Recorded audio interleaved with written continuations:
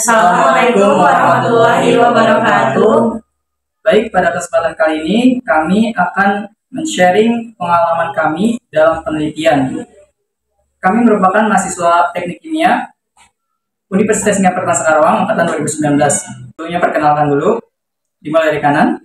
Kenalkan, nama saya Sucilia. Nama saya Bujaya Romi. Nama saya Melisa Dwi. Nama saya Rupi Abdul Malik. Langsung aja ke sharing tentang pengalaman kami dalam riset ini. Yang pertama yaitu bagaimana tim ini terbentuk. Tim ini terbentuk pertama kali yaitu awalnya kita itu riset berdua, saya dengan Bu Jeromi, kemudian Melisa dengan Suci. Awalnya kita beda tema ataupun beda judul karena riset atau penelitian ini terlalu berat untuk berdua. Akhirnya kita memutuskan untuk bergabung menjadi 4 orang. Di riset ini kita awalnya belum mendapatkan tema ataupun judul. Namun awalnya kan kita tuh belum mendapatkan ide untuk risetnya apa, karena kan sebelumnya kita berdua itu topiknya beda-beda. Kemudian ketika kami bergabung harus ada ide baru kan. Nah itu tuh kami memperoleh saran atau tema untuk penelitian yang kami akan laksanakan dari dosen pembimbing kami. Namun dari saran tersebut tidak kami terima mentah-mentah begitu saja. Kami juga perlu mencari tahu lebih lanjut terkait topik yang diajukan tersebut. Nah setelah hasil dari membaca berbagai artikel, jurnal, dari topik yang diajukan itu kami bisa menemukan keterbaruannya. Maka dari itu kami pilih topik tersebut. Jadi topik yang kami pilih pada penelitian kami berempat yaitu tentang pemanfaatan limbah cair tahu untuk kultur mikroalga. Karena seperti yang sudah dijelaskan sebelumnya, jadi dari topik tersebut tuh kita bisa dapat keterbaruannya. Kita sudah tahu lah, ada gambaran bagaimana nanti tujuan penelitian ini untuk apa gitu. Lalu di penelitian ini kan menggunakan mikroalga untuk pengolahan limbah, di mana limbah yang kami gunakan yaitu limbah cair tahu. Kenapa kami pilih limbah cair tahu? Ya, limbah cair tahu ini yang pertama alasannya karena pada daerah sini tuh banyak sekali limbah tersebut, atau mungkin kita bisa memanfaatkan ketersediaan bahan baku dari penelitian ini, dimana dengan begitu limbah tersebut bisa ditangani dengan baik. Nah, kemudian untuk mikroalga sendiri, kami memilih mikroalga Nanocolapis acuata. Kenapa kami memilih mikroalga tersebut? Sebelumnya itu kami sempat pastinya mencari-cari mana mikroalga yang akan kami pilih untuk riset kami. Kami mencari dari literatur seperti jurnal dan juga bertanya-tanya kepada ahlinya. Kemudian maka dipilihlah mikroalga Nanocolapis acuata. Kenapa mikroalga tersebut? Karena setelah kami cari tahu ternyata mikroalga tersebut itu memiliki daya tahan yang kuat. Lalu karena di pembahasan kami ini juga selain membahas bioremediasi itu limbah, kami juga membahas mengenai kandungan lipid yang terkandung pada mikroalga tersebut. Nah, seperti yang diketahui, mikroalga Nanocolapis acuata ini salah satu mikroalga yang memiliki kandungan lipid yang cukup tinggi, sehingga kami memilih mikroalga tersebut. Dan kemudian di literatur yang kami baca itu di penelitian sebelumnya itu belum ada yang membahas mengenai mikroalga Nanocolapis acuata, maka itu dijadikan oleh kami sebagai pembaruannya. Nah, di mana kami bisa mendapatkan mikroalga tersebut? Sebelumnya kami sudah mencari-cari ke beberapa tempat untuk pembudidayaan mikroalga seperti UPTD, kemudian BLUPPB di daerah Karawang, Bogor. Namun ketersediaan tersebut belum kami temukan. Maka dari itu tempat tersebut tuh ternyata belum membudidayakan mikroalga jenis Nanococcus tersebut. Maka untuk bahan di penelitian kami akhirnya kami peroleh dari BBPBL Lampung. Selanjutnya yaitu setelah bahan baku semua telah kami dapatkan, kami riset dapat kami lakukan. Namun sebelum berlangsung pengkulturan tersebut harus dipastikan bahwa ruangan untuk budidaya ataupun pengkulturan, alat-alat yang akan digunakan itu telah steril.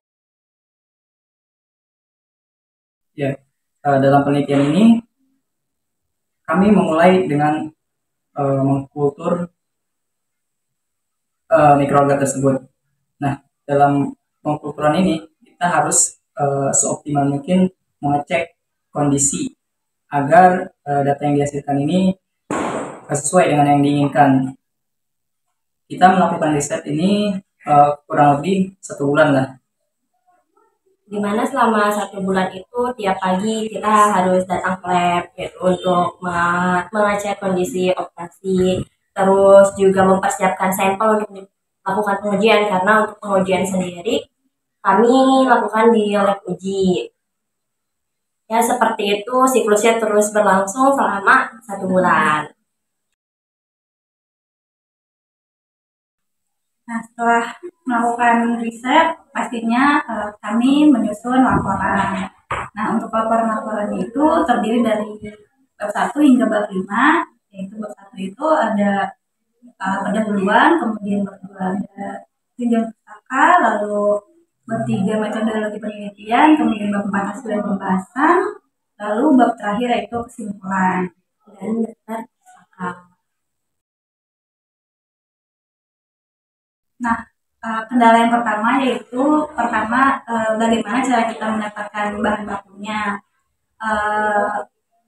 Pastinya kita nyari-nyari bahan baku, dan itu pasti kita harus ke tempatnya untuk mengecek kan apakah bahan baku tersebut ada atau enggak, terus bagaimana bentuknya dan lain-lain.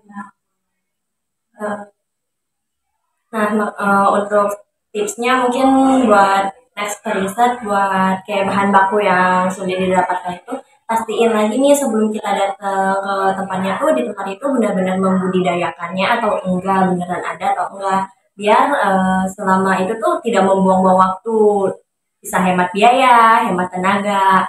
Selain itu ada juga kendala Ya, untuk packaging dalam pengiriman sampel ini perlu juga sebelumnya kita harus mencari laboratorium yang kita sesuaikan dengan apa yang kita uji. Nah, dalam pengiriman sampel ini harus diperhatikan packagingnya agar sampel yang dikirim ini dalam keadaan yang diinginkan oleh penguji, tidak rusak, tidak terkontaminasi, masih aman. Ya, maka dari itu Tipsnya yang pertama, untuk tips pengiriman sampel ini, yang pertama kita harus mengetahui dulu untuk kebutuhan pengujian di labnya itu seperti apa bentuknya ataupun sifat fisiknya. Mungkin seperti kebutuhan seperti sampelnya cair atau enggak, bubuk mungkin. Kemudian kita harus tahu juga bagaimana pengemasan yang baik ataupun packaging untuk mengirim sampel ini kepada lab yang diberikan. Misalkan kita menggunakan botol kaca untuk sampel cair dan plastik yang tebal untuk sampel yang bubuk. Kemudian sampel-sampel tersebut kita lakukan packaging sesuai dengan SOP pengiriman agar tidak terjadinya kendala yang tidak diinginkan seperti pecah ataupun kehilangan sampel di sepanjang perjalanan pengiriman tersebut. Mungkin untuk sebelum melakukan riset itu pertama harus pastiin dulu benar-benar dan lebih research lagi mengenai penelitian yang akan dilakukan dengan matang, sehingga nanti pas pada perjalanannya atau pada pelaksanaannya itu tidak lagi bertanya-tanya dan kemudian tidak ada kebingungan pada saat pelaksanaan penelitian. Dan hasil yang didapatkan pun sesuai dengan apa yang diharapkan. Terakhir untuk pesannya mungkin untuk penelitian selanjutnya lebih ke arah mempersiapkan plan berikutnya ketika terjadi ataupun tidak sesuai apa yang kita inginkan. Mungkin kita harus prepare untuk rencana-rencana yang kita tidak apa ya kemungkinan tidak diinginkan.